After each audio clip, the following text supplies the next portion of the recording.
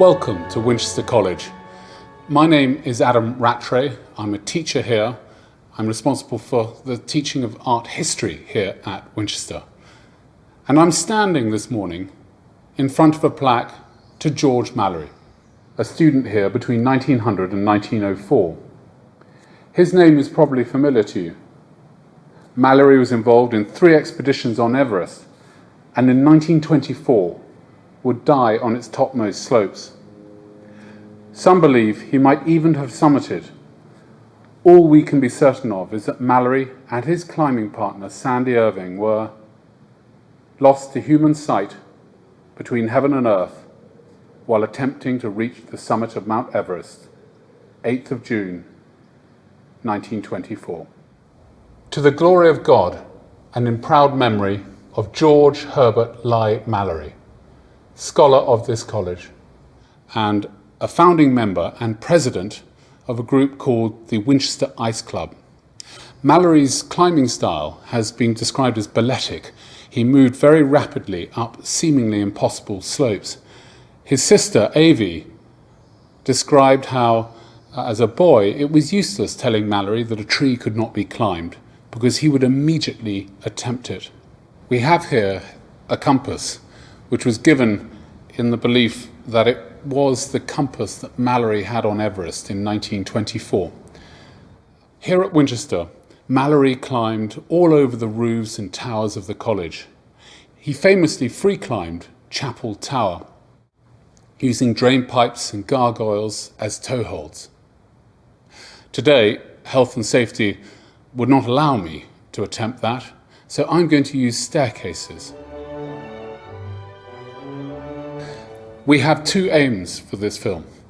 The first is to show you Winchester from the rooftops and towers that Mallory would have known. And our second is to show you hidden Winchester, parts of the college that are not open to tourists and that indeed some boys and staff have not seen. We have permission to go everywhere. Our cameras will go into buildings ranging from the library to the former Wardens' lodgings.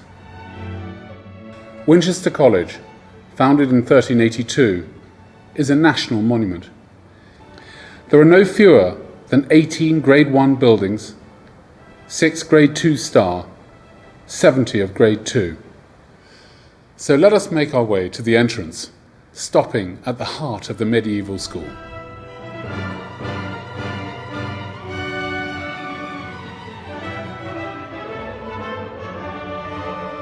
So this is the school that William built, William of Wykeham that is. William was born into a humble family in around about 1320, and he went to the grammar school here in Winchester. On leaving school, he entered the church, where he did well, rising to become first Bishop of Winchester, and then, for 2 terms, Lord Chancellor, the King's principal advisor. William knew the value of a good education, and he established a college here in Winchester and also one in Oxford, now known as New College. And boys would transfer from Winchester College to New College as and when places at their Oxford sister became available.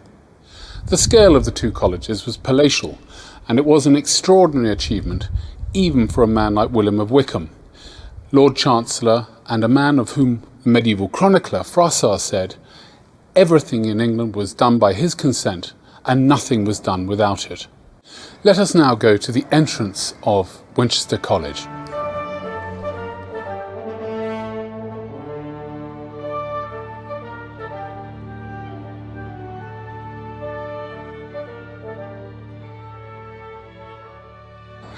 We're standing here outside Outer Gate, built as the entrance to the college in the 1390s. It's lower than originally intended because as they started to build it, the gate started to subside, the ground here being very wet and marshy due to the nearby river and its tributaries. The stone from which it's built is mostly from the Isle of Wight, Bembridge Firestone and green Ventnor. The flints, however, are vernacular and local, and when it rains they glisten, giving rise to the name Hampshire diamonds. It looks formidably secure, and Wickham might have had in mind the Peasants' Revolt of 1381 when constructing it. While we're here, we can just see one of the college's great treasures, the 1390s Virgin and Child, because Winchester College is actually the College of the Blessed Virgin Mary of Winchester, near Winchester. So let us go in now into her college again, under her gaze, through her gateway, and meet Alan, head porter here for many years. There is very little that Alan doesn't know about the college.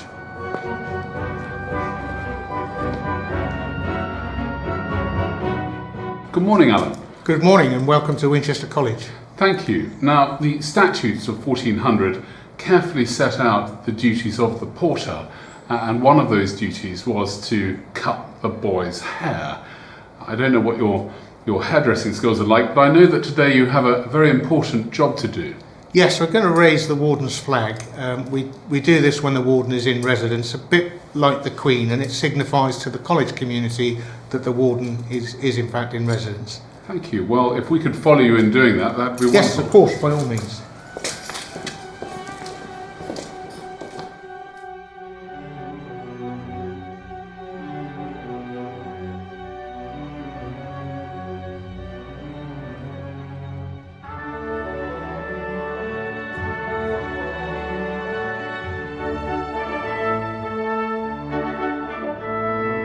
This is our first rooftop view of Winchester, and we have here views not only of the college but also of the city beyond. Over there is the great bulk of the cathedral, a rich mix of architectural styles from Norman to early 16th century Perpendicular Gothic.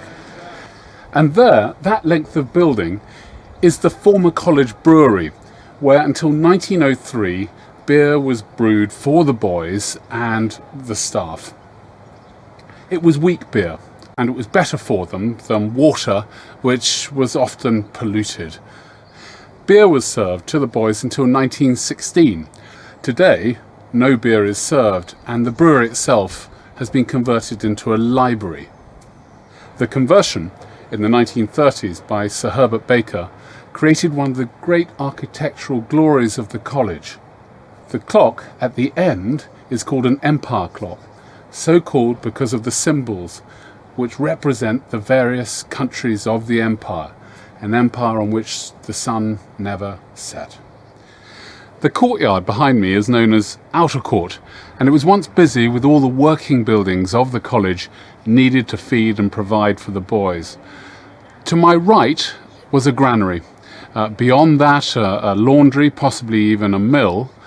Whereas to my left was the Warden's stables, a slaughterhouse where they cut and prepared meat until the late 1690s, and just behind me the original Warden's lodgings. Until the late 16th century, the Wardens lived in above Middlegate in 2 chambers, and they lived for much of the college's life in great splendour. In 1629, the Warden received 2 sheep a week, 100 oysters every Friday, and no less than 15 gallons of beer every day. The Warden plays a role rather different to that of the headmaster. He's responsible for the entire community. But let us now explore where Mallory and his fellow pupils studied, lived and ate.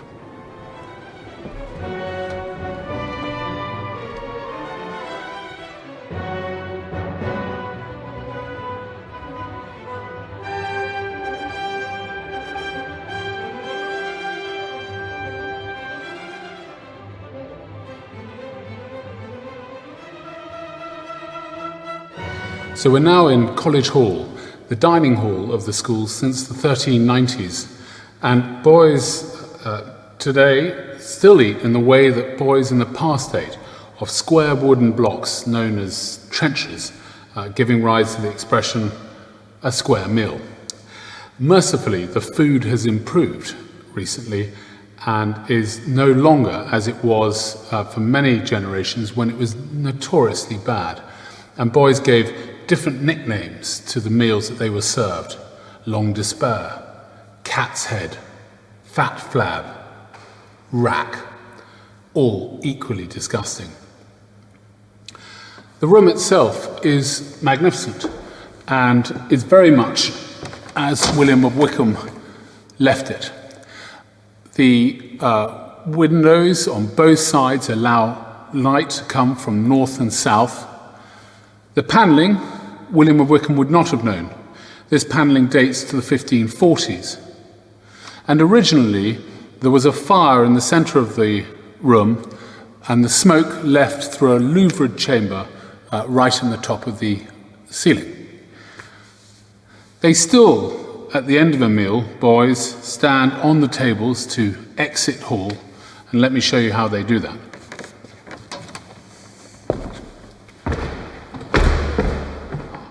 So follow me up now to Middlegate Tower.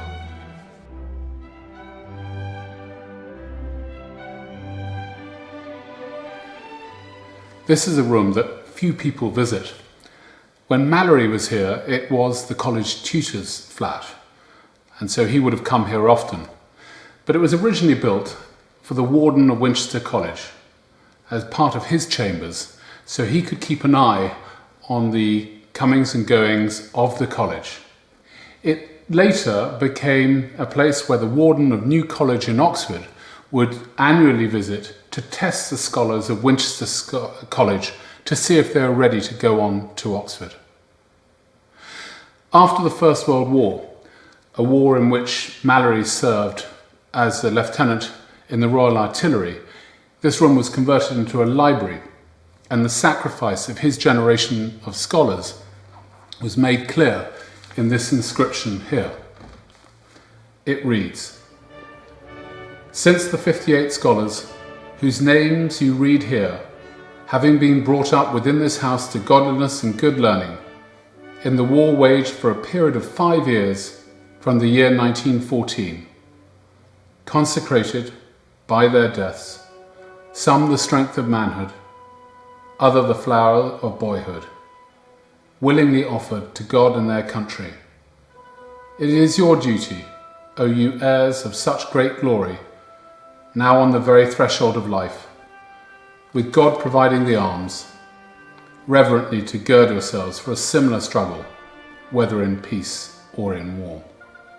Physically, Mallory would survive the war, but mentally he was scarred by it, as indeed were so many of his contemporaries. Over 500 Wycomists died between 1914 and 1918, an appalling total at a time when the school's population was roughly 450 boys.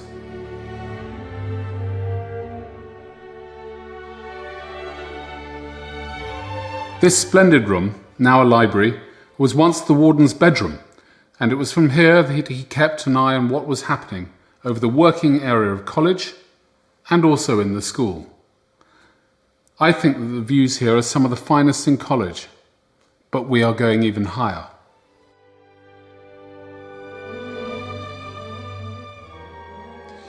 The experiment of hall and chapel, arranged side by side, made at Oxford, was here perfected at Winchester. And what we're looking at is a very fine example of perpendicular architecture, always recognisable because of the parallel lines of stone mullions which go vertically upwards towards the apex of the arch. It is a uniquely English style.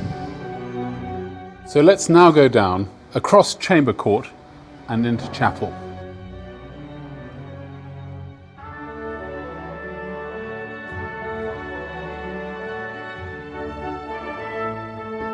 Now, much has changed in the chapel at Winchester College over the last 600 years, but not the proportions and not the magnificent Stella Leone wooden vault.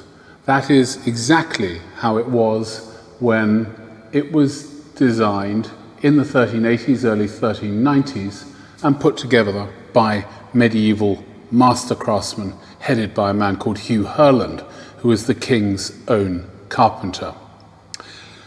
The glass is much stronger, is much brighter than it was originally. And this is because in the early 1820s, it was entirely replaced by substitutes. It has not always found favour.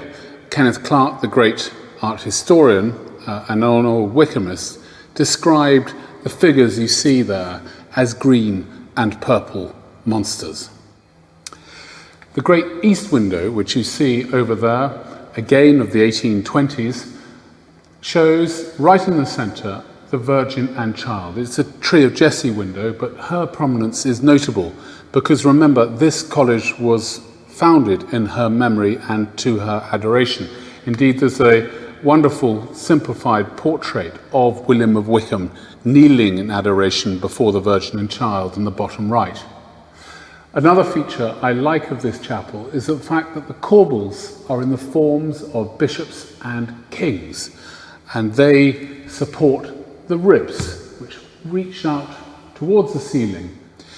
The Victorians made left their mark here in the form of the stone reredos behind the altar, but much of the panelling which you see and the pews are Edwardian or were carved just before the First World War.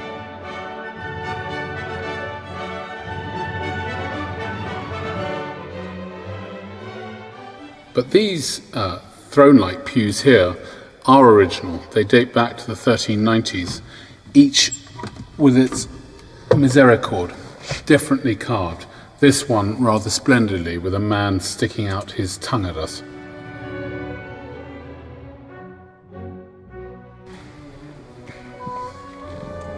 The central figures of this Victorian screen were carved just after the First World War as a war memorial to Mallory's generation. From close up, you can see what Butterfield, the architect of this Victorian screen, was trying to achieve, because traces of the colouring of the original screen, which had been covered up for hundreds of years, still survive, as indeed do some of the roll mouldings. So if you look with me here, you can see how this is Victorian and this is medieval. Or here, at some of the original medieval colouring continued right at the top of that niche there. This beautiful window, probably designed by Herbright of Cologne, an artist in the employ of William of Wykeham, was returned to college in the late 1940s. It shows us, in its soft medieval colours, what was lost when the original glass was taken out in the 1820s, first for restoration, then for replacement. Kenneth Clarke, who was so horrified by the 1820s glass that he was the lead contributor when, in the late 1940s, it became possible for the college to buy back some of the original glass, wrote a very generous cheque and records in his autobiography that he did so and that he'd never written a cheque with a greater sense of emotion. Having seen so many of the medieval buildings of this school, let us now go to the muniment room, where we will see the foundation charter which began it all.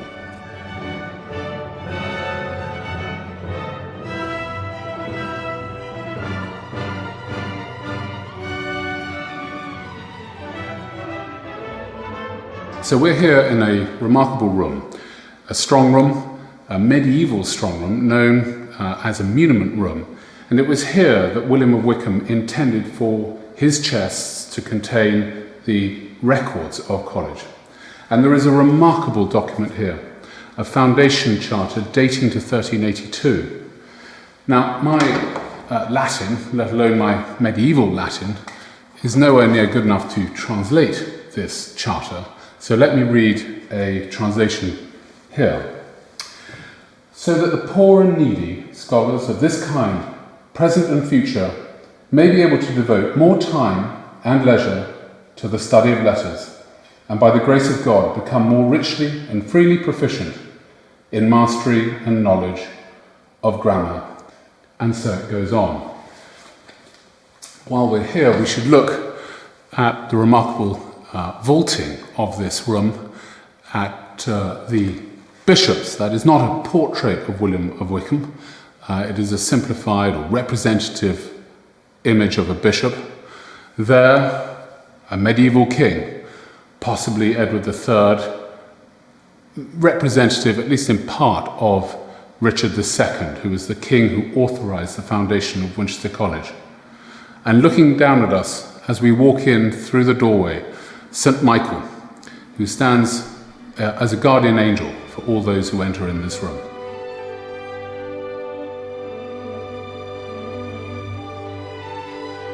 So we're here on the top of Monument Tower, where we can get some of the finest views of the college. Over there is St. Catherine's Hill, where for centuries Wycomists would process up on their free time for badger hunts, to play loosely arranged games of cricket, to collect birds' eggs. And over there is Wolsey Palace, the principal seat of the Bishops of Winchester here in Winchester, a magnificent Baroque structure next to the remains of the original medieval castle. And down there you find the Wardens' Gardens, for centuries the private gardens of the Wardens of Winchester College.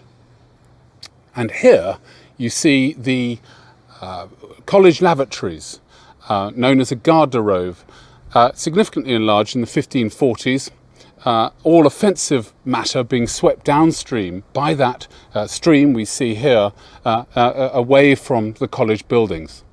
But let's now go to the highest point of college, to the top of Chapel Tower, which Mallory free climbed as a student here in the early 1900s.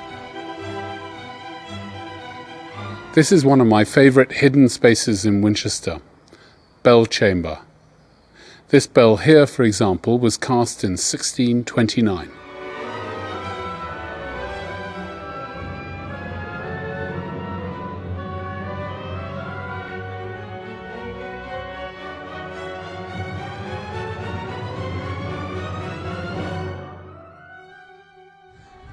This is Mallory's Winchester Summit, the highest point in college. From here you have extensive views over the town to the north and over the countryside to the east and to the south. Down there you can see meads, once where the fellows of Winchester College kept their cattle, now a playing pitch where cricket is played in the summer. Beyond is the art school, formerly a sanatorium, built in the 1880s with a separate fever wing and 2 operating theatres.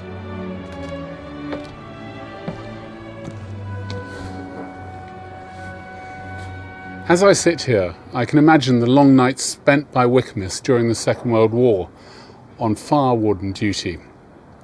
It must have been tedious. The length of time they spent here would only have been relieved by the extraordinary beauty of what they were looking at. And down there you can see the roof of school.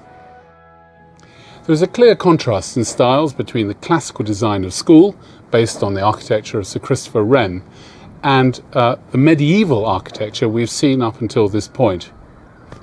In school, much of the teaching at Winchester went on from the 1680s until the early 1870s.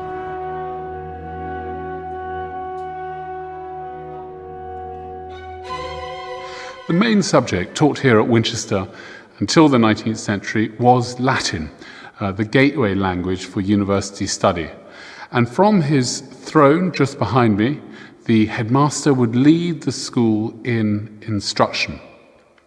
It must have been tough going for those who found language study difficult, and the so-called out-disque board to my left tells us of the consequences of poor study. So, you either study and become a bishop, indicated by the mitre there, or you leave and join the army, indicated by the sword, the law, indicated by the inkwell, or go into commerce and business, or your third option is to be beaten by that rather frightening looking flail the bottom. From here you also get a fine view of the statue of William of Wykeham by the famous sculptor Caius Gabriel Cibber.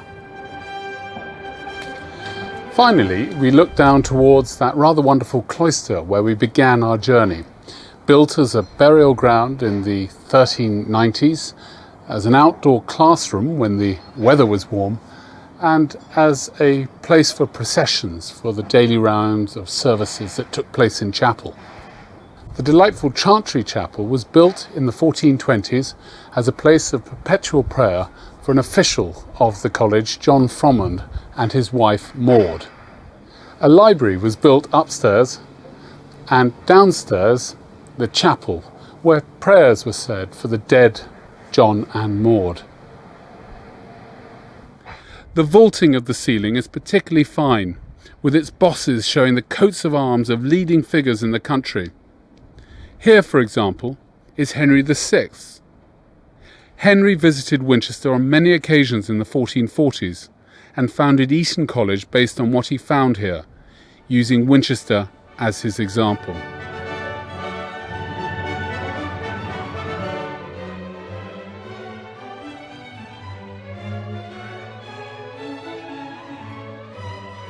I do hope you've enjoyed the tour, and please do look at our website for details about how to come and find us in the future. You might also think about joining the Friends, an organisation that opens up our talks and lectures and concerts to a wider audience.